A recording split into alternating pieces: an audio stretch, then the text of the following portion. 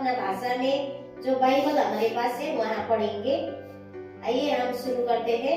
The Lord says to my Lord, sit at my right hand until I make your enemies a footstool for your feet.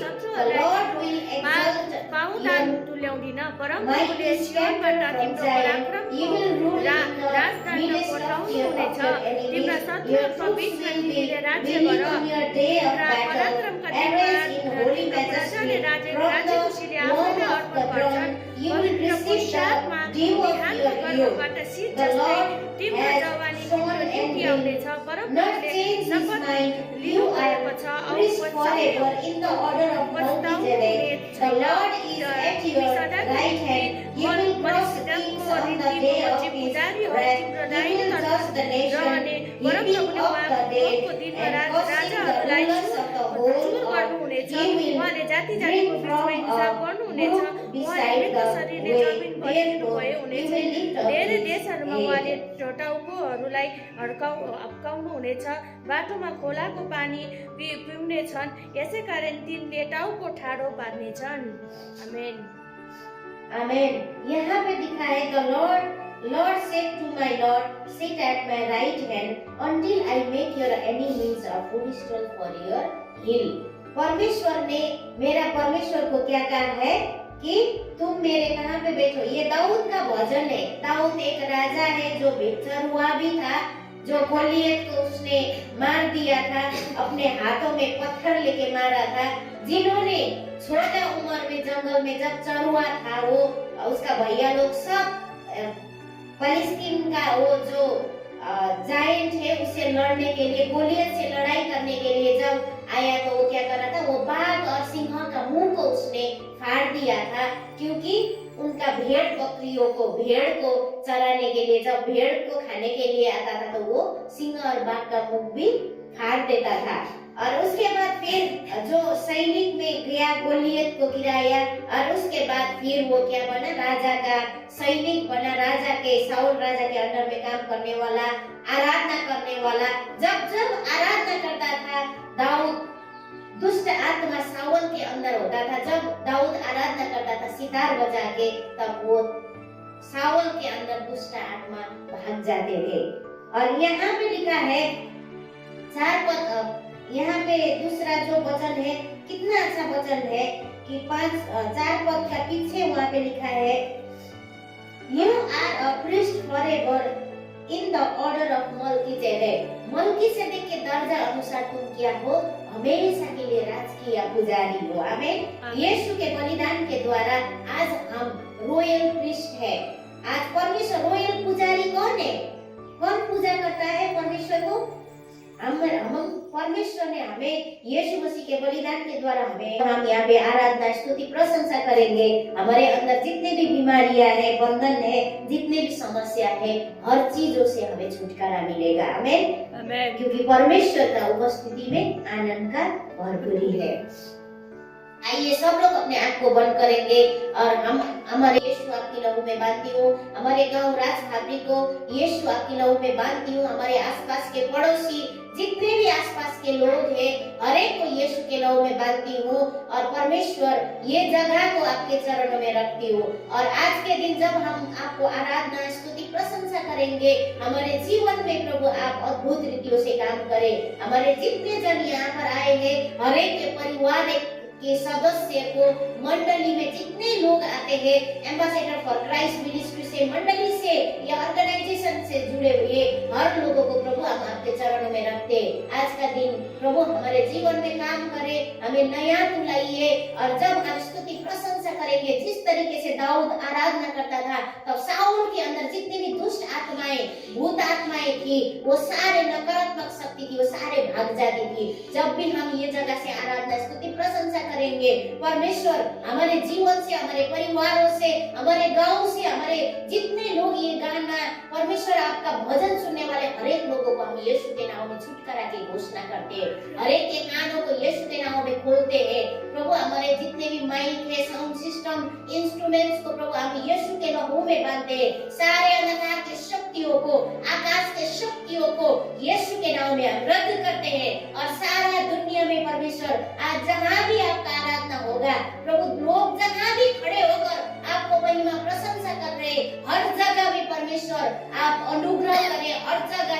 आप महिमा ले।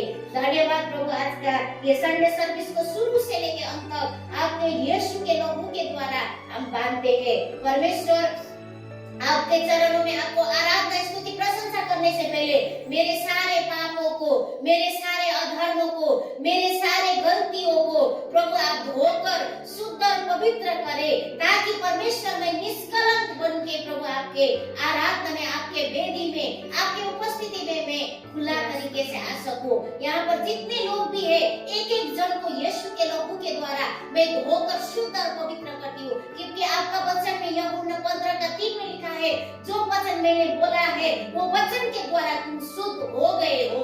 ओ प्रभु धन्यवाद, आपकी वचन में लिखता है कि परमेश्वर तुम्हारा सिंदूरी रंग का, गाढ़ा रंग का जैसा भी पाप हो, जब हम पश्चाताप करेंगे, प्रभु स्वीकार करेंगे, तो हमारे सारे पाप प्रभु बर्फ की तरह, हिम की तरह प्रभु आप सफेद करने वाले परमेश्वर है। धन्यवाद, हफ्ता भर के लिए प्रभु हम धन्यवाद करने के लिए आपके शरणों में आए हैं। हमारे जीवन प्राण अंग प्रत्यंग को हम यहाँ पर जितने जन भी प्रभु ये चर्च भवन के अंदर आ रहे हैं, जो रास्ते में है, जो घर में है, प्रभु जिसको ये मंडली भवन में आने का मन नहीं होता है, मैं यीशु के नाम में वो हर एक व्यक्ति को, ये मंडली से जुड़े हुए, मिनिस्ट्री से जुड़े हुए, ambassador for Christ of North Bengal से जुड़े हुए हर एक व्यक्ति को इस जगह में मैं आने का आज्ञा करती हूँ। और क्योंकि परमेश्वर आपने अपने मंडली को, अपने देह को, अपने शरीर को प्रभु आपने नरक के द्वार को बंद करने का चाबी और स्वर्ग के द्वार को खोलने का चाबी दिया है। प्रभु धन्यवाद, शैतान किसी को भी तू ये मंडली में आने से रोक नहीं पाएगा।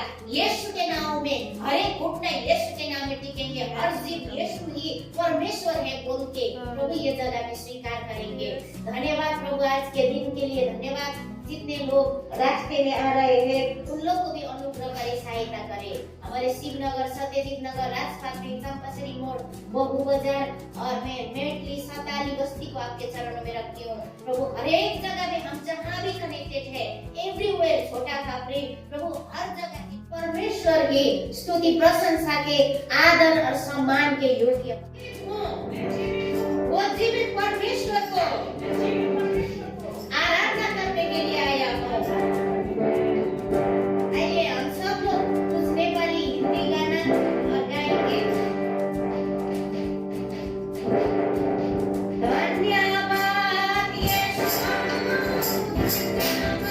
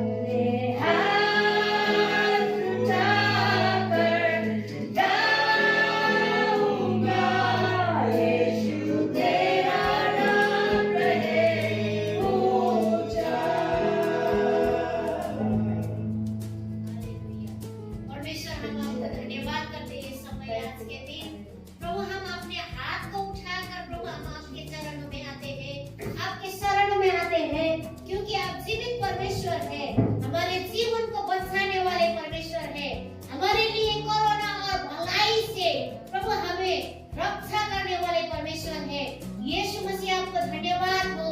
हफ्ता भर आपने हमें सुरक्षा दिया है, हमारे परिवारों को सुरक्षा दिया है, शैतान के सारे जंजालों से, शैतान के सारे परीक्षाओं से प्रभु हमें बचा के रखे। इसलिए और आज का ये दिन दिया जो घड़ी, प्रभु हम आपके चरणों में आकर आपका महिमा, स्तुति, प्रशंसा, आराधना प्रभु आपके घर में, आपके भवन में, आपके उपस्थिति में आके कर सके। यीशु आपको धन्यवाद हो। हमेशा आपका नाम प्रभु मेरे जीवन से, मेरे मंडली से, मेरे परिवार से, मेरे मिनिस्ट्री से प्रभु हमेशा आपका नाम ऊंचा रहे। यीशु आपका नाम हमेशा ऊंचा रहे। प्रभु आपकी विश्वास योग्यता हमारी जिंदगी भर हमेशा प्रभु हमें दे दीजिए। आप कल, आज और कल भी आप एक समान के परमेश्वर हैं। प्रभु आप कभी भी न बदलने वाले परमेश्वर हैं। सारे शैतान के शक्तियों से, सारे शैतान के जंजालों से प्रभु हमें छुड़ाकर आज के दिन ये समय दिया। यीशु आपको धन्यवाद। हम जितने भी समय प्रभु, हम इतना अच्छा सिंगर नहीं है, इतना अच्छा बजाने वाला नहीं है, फिर भी प्रभु आपका ये आराधना हमने अपने दिल से किया है। प्रभु हमें हमारे आराधना को स्वर्ग में वो धूप के, सुगंधित धूप के द्वारा प्रभु आपने, प्रभु आप ग्रहण करें। हाबिल की बलिदान की तरह प्रभु हमारे आराधना को प्रभु आप स्वर्ग में ग्रहण योग्य बनाइए। धन्यवाद परमेश्वर ये समय के लिए। अभी आगे जितना भी हमारे ये संडे सर्विस का सेवा होगा, जितना भी प्रभु वचन में, गवाही में, भेटी में, हर चीज में प्रभु हमें सहायता करें। और जब आपके वचनों से आज हम सुनेंगे, यीशु के नाम में प्रभु हमारे कानों को, हमारे दिलों को, हमारे आत्मिक आँख को खोल दे, ताकि आपके वचन प्रभु हमारे जीवन में प्रभु एक बीज की तरह प्रभु काम कर सके, फलवंत बन सके। धन्यवाद। ये पूरा समय आपके चरण में रखती हूँ। जितने लोग भी ये आज का ये दिन को प्रभु आपके चरण में आकर आराधना नहीं कर पाए, प्रभु उन लोगों को क्षमा कर दीजिए। और ये चर्च भवन में आने से रोकने वाला तमाम अंधकार के शक्ति को यीशु के नाम में हम रद्द करते हैं। जितने शैतान के बंधनों को तोड़कर प्रभु ये जगह में आके आराधना किया है, हम आशा करते हैं उनके जीवन को आपने नया किया है, मन को परिवर्तन किया है, उनके जीवन में उनके अंदरूनी बीमारियों को चंगा किया है। जो भी बंधन से जकड़ा हुआ है प्रभु उसको आपने छुटकारा दे रखा है। धन्यवाद यीशु इस समय के लिए। पूरा समय आपके चरण में रखते, आगे का जीवन को आपके हाथ में रखते प्रार्थना करते हैं।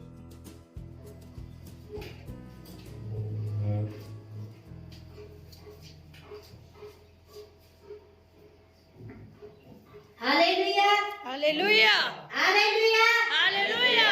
God is good All the time, all the time. God is good. परमेश्वर भला है सब समय सब समय। परमेश्वर भले हैं। आमेन। आमेन। आइए ये समय हम परमेश्वर के उपस्थिति के लिए हम ताली बजाकर उनको धन्यवाद देंगे। परमेश्वर भले परमेश्वर है। हमने कितना अच्छा भजन आज गाया, आराधना का गाना कितना अच्छा गाया। जब हम आराधना का गाना गाते हैं, सिर्फ वो एक भजन नहीं, मगर वही एक शब्दों से हमारे जीवन को, हमारे मन को, हमारे हर चीजों को परिवर्तन कर देता है। आमेन। उसी में शक्ति है। परमेश्वर की ना भजन में भी शक्ति है। जिस तरीके से हम गाते कि करुणा और भलाई हमारे जीवन भर मेरे साथ रहेगी, है ना। हम कितना परमेश्वर को एक शब्द, ये जो भजन है उससे हमें बनाते रहता है, हमारे आत्मिक जीवन को बनाते जाता है। परमेश्वर को धन्यवाद हो। आज जितने जन भी ये सारे परेशानियों को, बंधन को, बाधा बिघ्नों को तोड़कर हम प्रभु के भवन में आए हैं, मैं आशा करती हूँ 100% परमेश्वर ने आपके जीवन में, मेरे जीवन में आप काम कर चुके हैं। आमेन। आमेन। जब हम प्रभु के उपस्थिति में रहते हैं, वो हमारे लिए सबसे कीमती समय है, ताकि हम अपने प्यार करने वालों के साथ में हम समय बिताते। आमेन। क्योंकि ये वन साइडेड लव नहीं है, क्योंकि परमेश्वर ने हमें प्यार किया, हमने परमेश्वर को नहीं ढूंढा, मगर उन्होंने एक जगह से हमें चुनकर निकाला है। हजारों लाखों के भीड़ से परमेश्वर ने एक जन को चुनकर निकाला है, केवल उनकी आराधना करने के लिए, उनके साथ में संबंध बनाने के लिए, उनके साथ में मित्रता करने के लिए, अनंत जीवन पाने के लिए। आमेन। आमेन। और इसलिए आराधना का जो समय है ना, बहुत बहुमूल्य समय है। और आज के दिन बहुत सारे लोग क्रिकेट खेलते हैं, पिकनिक मनाने जाते हैं, घूमने जाते हैं, पिक्चर देखने जाते हैं, मगर आज के दिन परमेश्वर ने सारा संसार भर में हॉलीडे है, एक्सेप्ट नेपाल, सारा वर्ल्ड में हॉलीडे है। क्यों है? क्योंकि आज का दिन मेरा दिन नहीं, आपका दिन नहीं, मगर परमेश्वर का दिन है। आमेन। आमेन। बाइबल में यहाँ पे बोला है कि जो राजा का है, एक कर का बारे में आया था। कर मतलब जो टैक्स भरता है ना, जैसा कि घर का खजान का वो पैसा देता है, सरकार को भी टैक्स देना पड़ता है। किसी का दुकान है, किसी का बिजनेस है, तो वहाँ से कितना परसेंट गवर्नमेंट को टैक्स देना पड़ता है? अभी तो हर चीज का टैक्स देना पड़ता है, टूथपेस्ट का भी टैक्स देना पड़ता है, 14%, 18%। उसी समय में जब यीशु मसीह वहाँ पे थे चेला लोगों के साथ में, तब लोग यीशु के पास आए, अपने चेला लोग भी वहाँ पे थे। स्वामी, गुरुजी, हमें टैक्स भरना होता है कि नहीं होता है? क्योंकि यीशु मसीह तो सिर्फ स्वर्ग का ही बातें करते थे, है ना, स्वर्ग का बारे में ही सिखाते थे। तब लोगों ने परीक्षा लेने के हिसाब से, उनको कुछ गलतियां पकड़ने के हिसाब से यीशु के पास आके बोलने लगे, और यीशु टैक्स देना उचित है कि नहीं है, जैसा कि उनको परीक्षा का टेस्ट करने के लिए आए।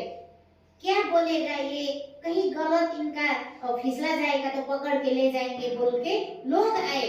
और यीशु मसीह ने वहाँ पर कोइन मांगा। ये समय नोट नहीं था, मगर वहाँ पे दिनारस चलता था। इजराइल में अभी भी दिनारी, 1 दिनारी, 5 दिनारी ऐसे चलता है। रुपीस ने हमारे देश में ही चलता है। वहाँ पे तब यीशु ने वो पैसा मांगा, वो कोइन को मांगा, तो वहाँ पर उन्होंने पूछा ये कोइन में किसका छाप है? वहाँ पे राजा का छाप था।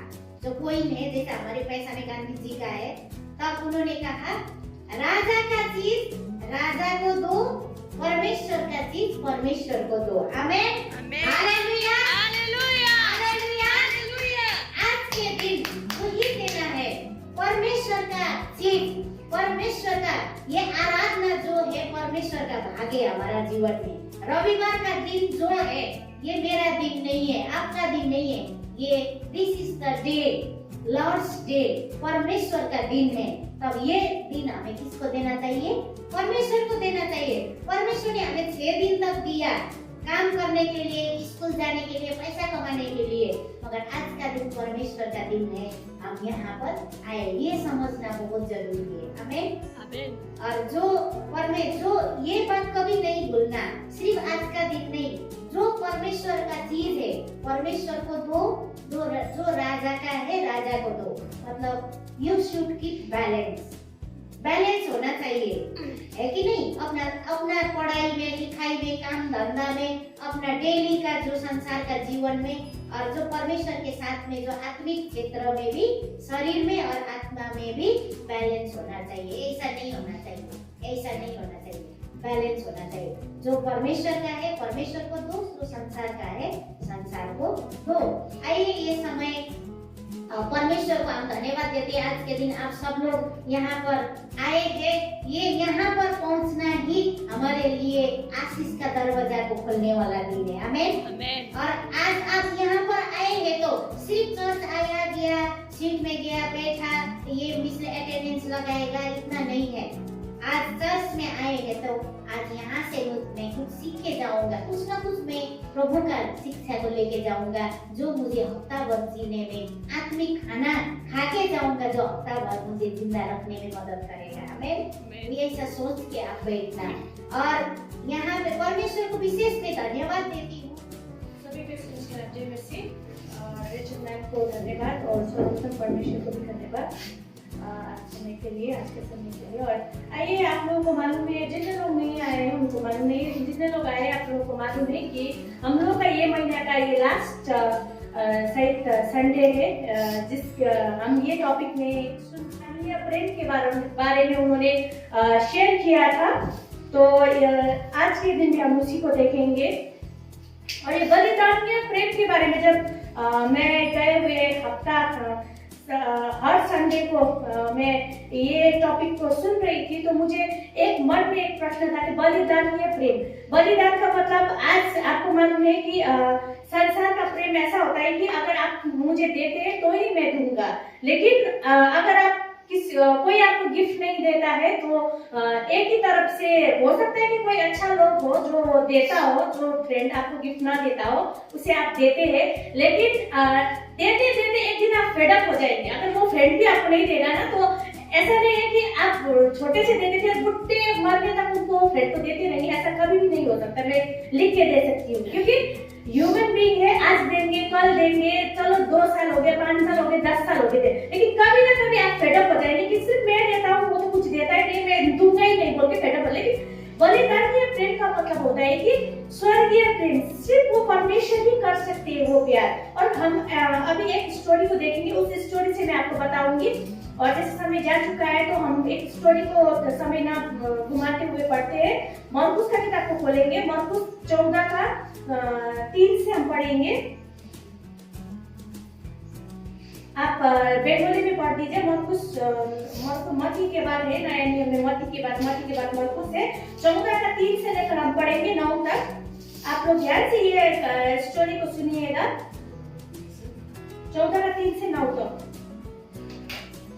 যখন তিনি সেবনের বাড়িতে ছিলেন তখন তিনি বসলে একটি স্ত্রীলোক পাত্রের শিশিতে দামি সুগন্ধিত জটা মাংস তেল নিয়ে এলো। সে শিশিটি ভেঙে তার মাথায় সে তেল ঢেলে দিল। কিন্তু লোক এতে খুব রেগে গিয়ে নিজেদের মধ্যে বলাবলি করলো, সুগন্ধিত তেলের অপচয় করা হলো কেন?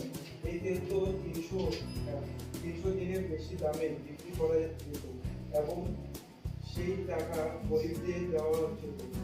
আর তারা স্ত্রীটিকে কটূক্ত সমালোচনা করল। কিন্তু যিশু বললেন, ওকে যেতে দাও, তোমরা কেন ওকে দুঃখ দিচ্ছ? সে তো আমার জন্য ভালো কাজই করেছে। কারণ গরিবেরা তোমাদের কাছে সবসময় আসে, তোমরা যখন ইচ্ছা তাদের উপকার করতে পারো, কিন্তু আমাকে তোমরা সবসময় পাবে না।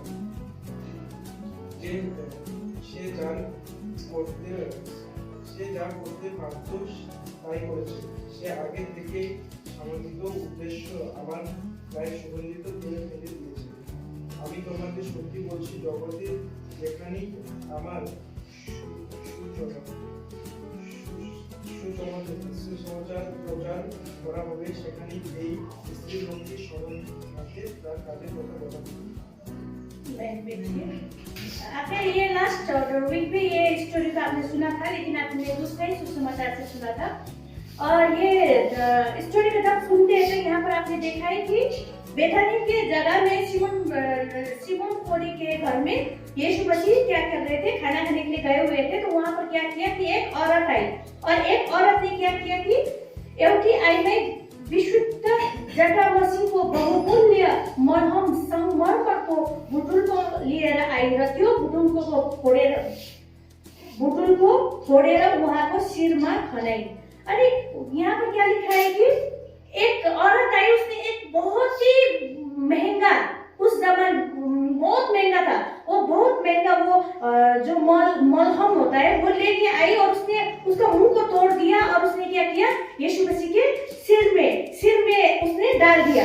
और तर कि कोहीले रिस गरेर आपसमा भन्न लागे यो मलहमको नोक्सानी किन भएको हो, किनकि यो मलहम 300 दिनार भन्दा बढीमा बिक्री गरेर गरिबहरूलाई दिन सक्ने थियो औ तिनीहरू त्यससँग रिसले चुर भए। तर येशूले भन्नुभयो, भइगयो नि, त्यसलाई किन दुःख दिइरहन्छौ, त्यसले ममाथि असलै गरेको छ। अब यहाँ पर देखिए, यहाँ पर बलिदानीय प्रेम के बारे में हम लोग देख रहे हैं।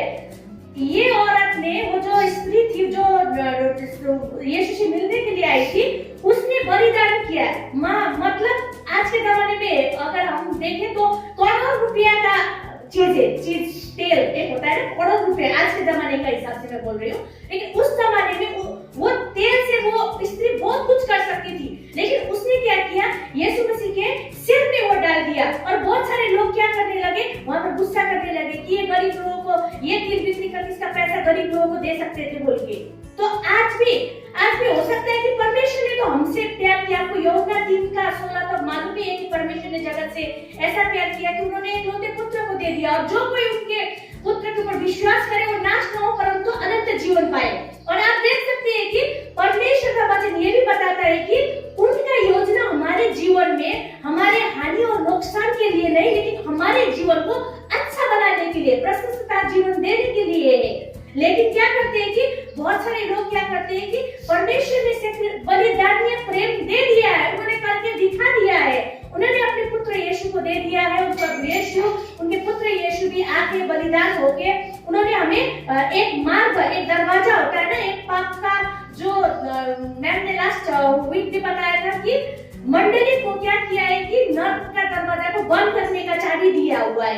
नर्क का दरवाजा को बंद करने का चाबी दिया हुआ है मंडली को। मंडली में कौन रहते हैं? मंडली में वही लोग रहते हैं जो कुछ बलिदान करके अपने पिता के घर में आते हैं। क्योंकि बहुत सारे लोग आज सिर्फ ये एम्बेसडर में नहीं, लेकिन और भी गलीशिया में आप लोग प्रभु के चर्च में देख सकते हैं कि सब लोग क्या है, सब लोग अपना पुराना जीवन को छोड़ के परमेश्वर में नया जीवन में आए हैं। बोलने से बहुत सारे लोग बोलते हैं कि क्रिश्चियन लोग कन्वर्ट करवाते हैं, हिंदू से क्रिश्चियन बनाते हैं, लेकिन ये कोई नहीं देखता है कि जो इंसान हिंदू कल था आज वो क्रिश्चियन बन गया है, तो उनका जीवन में क्या बदलाव आया है।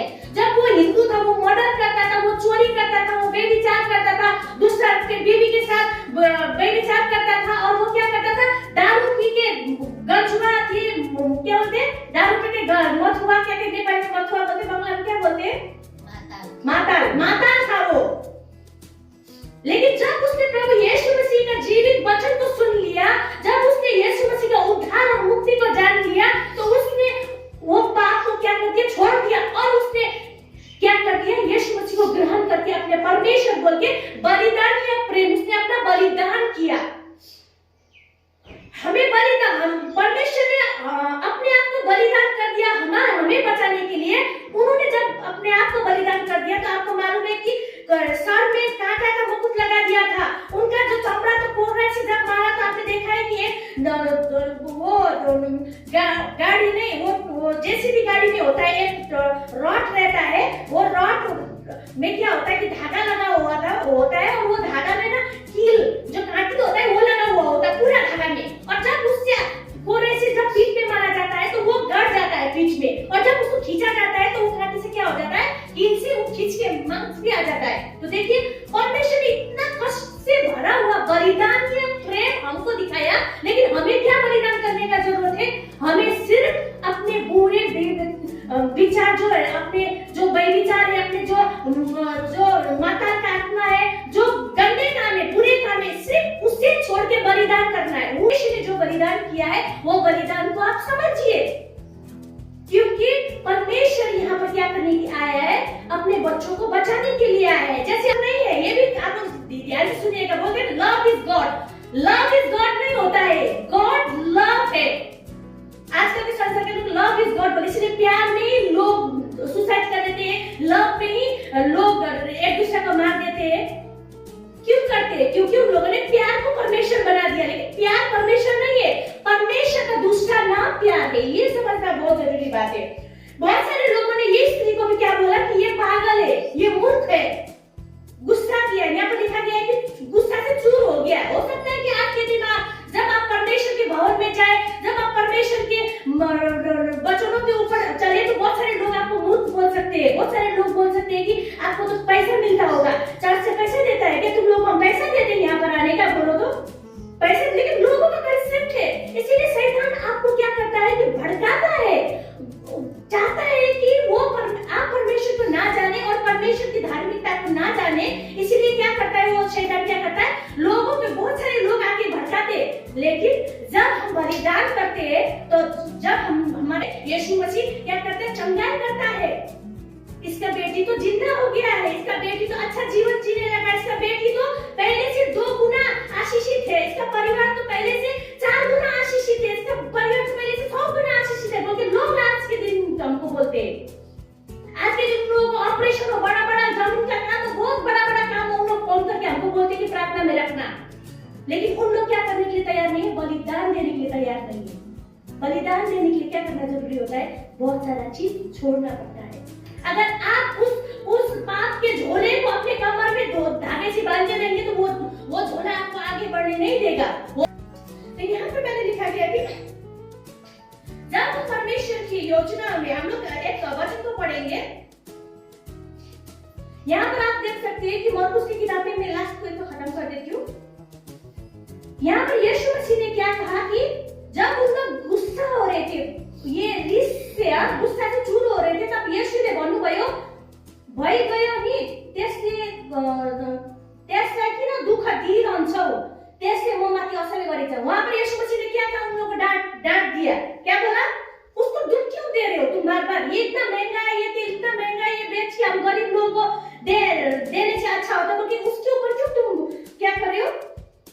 दुख दे रहे हो, बार बार उसको डांटना क्यों कर रहे हो? बल्कि यीशु मसीह ने उन लोगों को डांटा किनभने गरिबहरू त तिमीहरूसँग सधैँ हुन्छ र मन लागेको वखतमा तिमीहरूले मलाई भलाइ गर्न सक्छौ, तर म त सधैँ तिमीहरूसँग साथमा हुन्न। त्यसले चाहिँ गर्न सक्थे त्यही गरेको छ। त्यसले मेरो शरीरलाई गाड्नको निम्ति अघिबाटै सुगन्धित मल घसिएको छ। म तिमीहरूलाई साँच्चै भन्दछु, ध्यान से सुनिएगा, सारा संसारमा जहाँ जहाँ यो सुसमाचार प्रचार गरिला त्यसले जे गरेकी छ यहाँ त्यहाँ त्यसको सम्झनाको लागि त्यो भन्ने छ। हमें बहुत सारा चीज है। आपने देखा है कि ये स्त्री देखो तो, ये स्त्री ने एक ही इंसिडेंट किया, एक ही चीज किया, परमेश्वर को जाके उस मलहम से तेल में सुगंधित मलहम परमेश्वर को लगा दिया। और यीशु मसीह ने क्या कहा है कि जहाँ जहाँ सुसमाचार प्रचार किया जाएगा ये स्त्री का नाम होगा।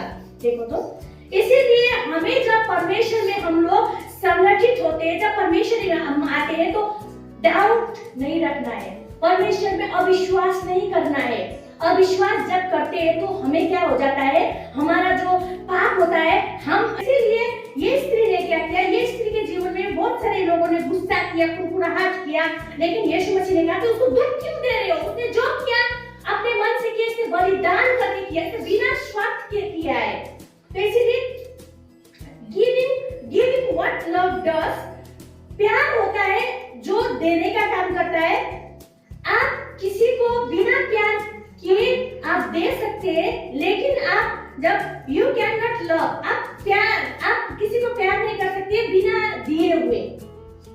समझे कि you can give without loving someone, but you can not love someone without giving.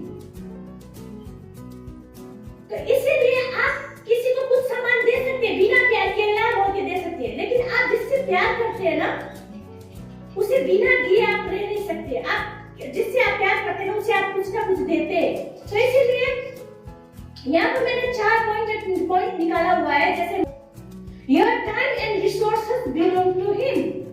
आपका जो समय है और आपका जो स्रोत है, कमाई का स्रोत या काम करने का स्रोत है, वो परमेश्वर को जाया जाता, परमेश्वर के ऊपर है, वो परमेश्वर के हक में है, वो परमेश्वर का हक बनता है। वो हो सकता है कि what you are doing like maybe everyone doesn't like it। आप जो कर रहे हैं, जैसे आप परमेश्वर में बढ़ रहे हैं, परमेश्वर के विश्वास में बढ़ रहे हैं, तो आपका जीवन में आशीष आना शुरू हो जाएगा। हो सकता है कि जब आपके जीवन में आशीष आना शुरू करेगा तो सब लोग आपके साथ खुश होने वाले लोग नहीं होते।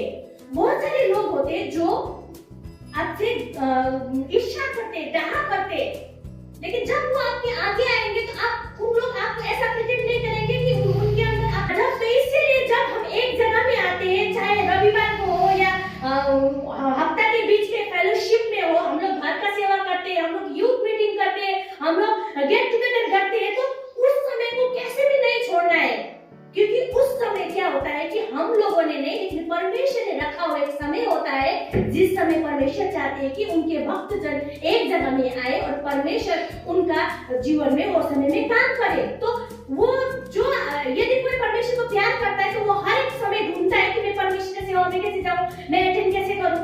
लेकिन आज के दिन बहुत सारे लोग ऐसे हैं कि उन लोग क्या करते हैं कि they love themselves more than God। वो परमेश्वर से ज्यादा खुद को प्यार करते हैं, इसीलिए अपने लिए सिर्फ लोगों को बहाना चाहिए, मेरा ये है, सिर्फ बहाना बोलने से। तो अगर सपोज मान लीजिए किसी को किसी को पेट दर्द है या सर दर्द है तो कोई मंडली में बुलाया कि इधर चलते हम लोग मंडली में, बोले हम लोग नहीं जाएंगे, बोलेंगे मेरा पेट दर्द है, मैं मरने वाला हूँ, मैं नहीं जा सकता। लेकिन अगर सपोज अरिजीत सिंह या कोई फेमस कहीं पर आ गया सिटी सेंटर में या कहीं पर उत्तरायण में आ गया तो वो पेट तक चला जाता। Body you can not use me, तो मेरे को नहीं चला सकता। मेरे को बहुत बार, मैं जब से 2007 से प्रभु को मैं ग्रहण की हूँ तब से मैंने कभी भी रविवार नहीं छोड़ा है। मैम को भी पता है।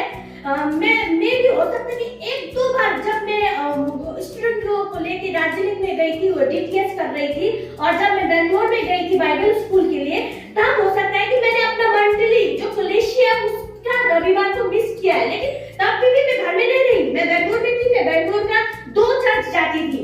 एक तो हमारा बाइबल स्कूल का चर्च था जो 10 बजे से होता था, वो इंग्लिश में होता था। लेकिन सुबह 5 बजे हमारे मोड़ पर एक बस आती थी जो बस नेपाली चर्च में लेके जाती थी।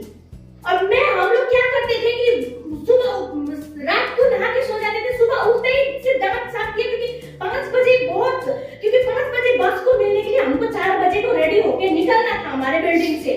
तो मैं सिर्फ नहीं, मैं बाकी लड़के लोगों को क्या करती थी, उन लोग नहीं उठते, सिर्फ पानी लेके लगा मुंह में ऐसे करके, हाथ में पानी भिगा के उनका मुंह ऐसे से कर देती थी, और ब्लैंकेट खींच के, पाँव खींच के उठा के लड़के लोगों को ग्रुप करके हम लोग 4 बजे निकलते थे अपनी बिल्डिंग से, और 5 बजे वहां पर जगह में पहुंचते थे। चल के जाना था और उस जगह में पहुंचते थे, और 5 बजे के करीब वहां बस आता था, और 5 बजे का वहां से चर्च के लिए जाते थे। बहुत दूर था, बहुत मजा आता था क्योंकि बहुत बड़ा बस था और इतना अच्छा जगह था।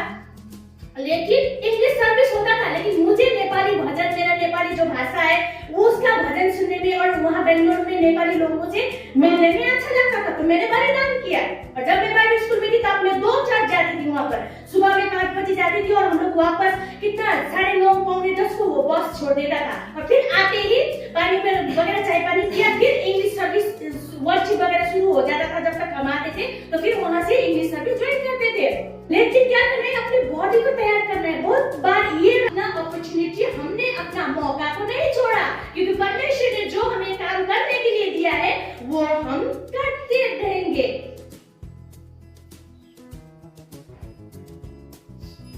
जब ये स्त्री को यह बोला गया था कि तू गुस्सा करके तूने क्या कर दिया, ये क्यों फेंक दिया, इतना दाम का मोहलम था, गरीब लोगों को दे सकते बोल के, जब लोगों ने उसको क्या क्या बोला तो उस स्त्री ने डिस्कस कभी भी नहीं किया। बैक में मेरा मर्जी है, मेरा तेल है, अभी हमको बोले हम क्या बोलते, मेरा मर्जी मेरा तेल है, तेरे को क्या हुआ बोल के हम बोलते। लेकिन नहीं, उसने डिस्कस और झगड़ा कभी भी नहीं किया। नहीं चेलों से, 12 चेला से कोई डिस्कस किया, नहीं यीशु मसीह को भी पूछा। यीशु मसीह को भी नहीं पूछा कि मैं आपका सर में मलहम लगाऊं, बोल के भी नहीं पूछा, और पब्लिक को भी नहीं पूछा। क्यों? क्योंकि उसका जो फोकस था, उसका जो एक सैक्रिफाइस था, वो करने का निर्णय लेके ही आई थी, है कि नहीं है? ये चेला वहां पर जो पब्लिक थी, वो यीशु मसीह स्वयं को भी उसने नहीं पूछा। इसीलिए जब आप प्रभु में आते हैं तो प्रभु, बहुत सारे लोग बोलते कि मेरा कॉलिंग क्या है, प्रभु मुझे बता दीजिए, मुझे बोलते। बहुत सारे लोग बहुत साल तक प्रार्थना करते रहते हैं। लेकिन मैं प्रभु को धन्यवाद देना चाहती हूँ कि जब मैंने प्रभु को पाया तब मैंने निर्णय कर दिया, ले लिया था। मैं जब अस्पताल के बेड से मैंने जीवन पाया तो मैंने प्रभु को बोला, प्रभु अगर आपने मुझे जीवन दिया तो मेरा जीवन भर मैं आपका सेवा करूंगी। मैंने उससे घड़ी डिसाइड कर लिया था। तो जैसे ये स्त्री ने किया, किसी से भी आर्गुमेंट नहीं किया, डिस्कस नहीं किया, लेकिन वो अपना, उसने यीशु मसीह को भी नहीं पूछा कि प्रभु मैं क्या करूं, आपको सिर में लगाऊं ना पांव में लगाऊं ना आपके कंधे पे कहां पर ये मलहम लगाऊं बोल के भी नहीं पूछा। उसको यीशु मसीह का जहां पर मलहम लगाना था उसने जाके सीधा सर में मलहम लगा दिया यीशु मसीह को। तो इसीलिए कभी-कभी हमारे तरफ से भी एक एफर्ट होना चाहिए प्रभु को बलिदान देने के, प्रभु में बलिदानीय प्रेम को रखने के लिए। She is not afraid. वो डराई नहीं, किसी से भी नहीं डराई। She did not limit herself, और उसने एक लिमिट भी नहीं रखा। उसने पूरा उसका वो मलहम का जार को तोड़ के उसने यीशु मसीह के सर में डाला। हमारा डर हमें कुछ अलग करने में रोकता है। देखिए तो जब हमारे अंदर डर आता है ना, हम परमेश्वर के लिए कुछ अलग करने में डर जाते हैं, तो हम कर नहीं पाते। तो इसलिए डर नहीं रखना है। जब हमारे अंदर डर नहीं होता है तो हम परमेश्वर के लिए कुछ अलग ऐसा करते हैं जिसे परमेश्वर बहुत पसंद करते हैं। एफएसी 5:1 और 2। তোমরা ঈশ্বরের সন্তান কিন্তু তোমাদের ভালোবাসে, তাই ঈশ্বরের মতো হও। ভালোবাসাপূর্ণ জীবন যাপন করো। ঈশ্বর তোমার ঈশ্বর আমাদের যেমন ভালোবাসেন তেমনি করে আপনি আপনাকে ভালোবাসেন। ঈশ্বর আমাদের জন্য লোকের ঈশ্বরের উদ্দেশ্য সর্বযুক্ত বলিরূপে উৎসর্গ করবে। ठीक है, मैं पढ़ती नेपाली में। यस कारण तिमीहरू प्रिय बालकहरू झैं परमेश्वरका देखासेखी गर्नेहरू हौ, औ जसरी ख्रीष्टले पनि तिमीहरूसँग प्रेम गर्नुभयो र परमेश्वरका निम्ति मिठो बासना हुनलाई भेटी र बलिदान भएर आफूलाई हाम्रो निम्ति अर्पण गर्नुभयो, यसरी नै तिमीहरू पनि प्रेममा छ ल। आमेन। 28 का 19 और 20 में अगर आप पढ़ेंगे तो वहां पर लिखा गया है कि सारा जगत में जाओ और सुसमाचार को प्रचार करो और पिता पुत्र पवित्र आत्मा के नाम में उन्हें बपतिस्मा दो और मैंने जो करना सिखाया है वो करना सिखाओ। तो यीशु ने क्या करना सिखाया, यहाँ पर हम जान सकते हैं कि प्रेम करना सिखाया है।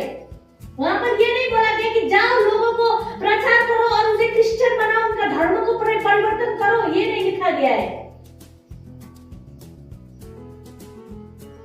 संसार के लोग ना बहुत गलत इंटरप्रिटेशन रख लेते हैं और क्या कर देते हैं कि लोगों को कंफ्यूज कर देते हैं, और जब लोग कंफ्यूज हो जाते हैं तो वो अपना उद्देश्य को नहीं जान पाते।